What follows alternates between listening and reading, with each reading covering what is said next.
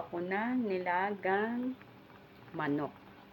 Nilagang manok po siya ang aking niluto ngayong tanghalian namin, yung aking kasama.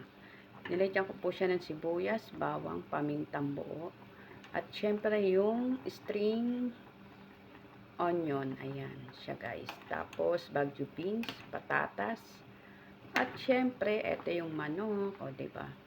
Para na din siyang baboy kung sa ating baga. O ayan. So guys, ito nga pala yung aking recipe today afternoon. O ayan guys, 'di ba? So at least meron na tayong pang-ulam.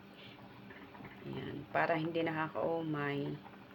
Kaso nga lang kulang tayo sa magic sarap or betchin. Wala tayong nun dito eh. Hindi kasi, yung mga amo ko, hindi po kasi sila na gaganon. Dito, asin lang at saka baharat. Yun lang po ang kanilang ano dito. Pero yung baharat, parang ano din po yun eh, magic sarap, diba? Yung baharat. So, try natin lagyan siya. At nagsaing na nga din ako para sa tanghalian namin guys. Ayan. Para hanggang gabi na po yan guys. Kasi pag nagluto po yung kasama ko, ayan, nagmamantika po yung ating ano. Nilaga lang po siya guys. So, try natin lagyan siya ng baharat guys. So, ayan, hanggang dito na lang guys. Thank you for watching. Love you all.